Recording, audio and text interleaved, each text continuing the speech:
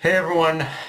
So, right at the gate, one thing I liked about this chapter is that how like with the last chapter where it was more from Kashima's perspective, this one is much more from Taro's in the sense where for however much Kashima might talk about how much his body has been augmented, at the end of the day, that can't compensate for natural skills, something Taro has years of experience with from both his time in the Order and just more generally his patent ability to be able to use anything as a weapon. But also, by focusing in on Taro's perspective, it does also give us an interesting bit of contrast between Kashima's ideals and Taro's, which is that at this point in the fight, Kashima was just erratic, driven to desperation, willing to sacrifice anyone and throw anything at Taro, just in order to in order to kill him, in order to prevent him from becoming a permanent threat to X in the future, and all in the sense, and again, all in that sense of justice that, let's be frank about it, wasn't necessarily his own, just something X instilled into him.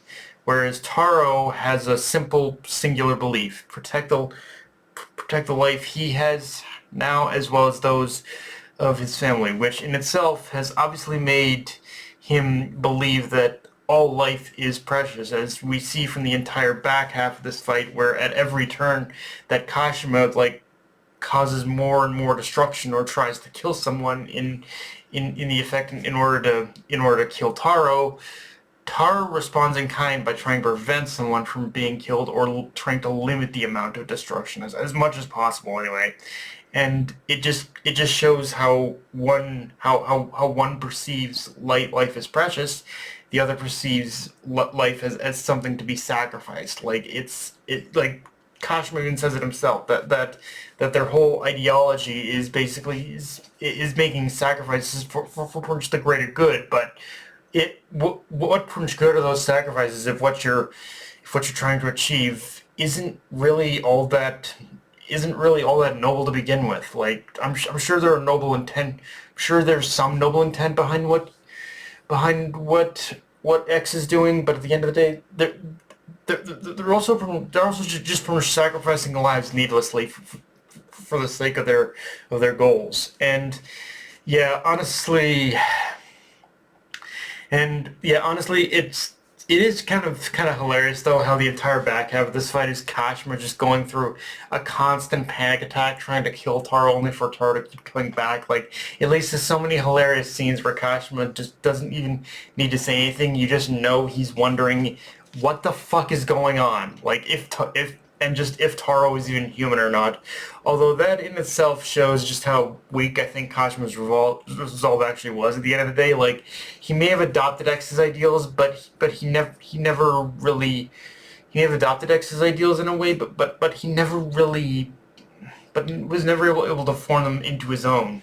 But when faced with someone like Taro, it kind of makes you question yourself, the decisions you made, your mortality, your skills. And for as much as I joked about it, being up against that kind of unstoppable force does make you realize just how human you truly are. And Kashima just couldn't fathom how someone like Taro even exists.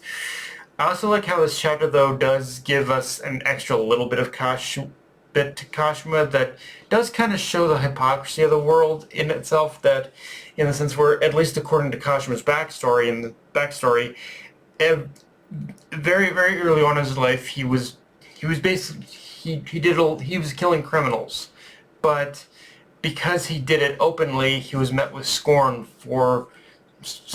and disgust. But if you almost take a moment to kind of reverse that scenario, if for example Kashima was a police officer in that regard, if it was someone who who had the law on his side, who was someone who was respected as a law-abiding citizen, like a cop, like a police officer, he would have been met with cheers and adulation. But because he was just some rando on the street who killed criminals, it's like he was seen as no better than them. So yeah, there is a weird bit of hypocrisy to that one, I'm not gonna lie. But yeah, of course, the chapter ends with Kashima's defeat, and Taro calls Shin to let him know Kashima's been defeated. Although, Taro, my dude, I think you left out the part about the bomb, which Yeah, I imagine it is. It is a setup for a gag to follow next chapter where Taro calls back telling Shin about the bomb. But seriously, I know it's probably the adrenaline and all, but you could have taken a moment to warn him about the place is gonna blow. Not your biggest moment of clarity, Taro. I'm just saying, my dude. But yeah, guys, that's pretty much all I got for this review. If you enjoyed the video, like, comment, subscribe. Follow me on Blue Sky, Analyst Crunchyroll. Be sure to Kashima, hit the subscribe button, and just shoot it around, guys. Dark Knight of Me signing off. Later, everyone.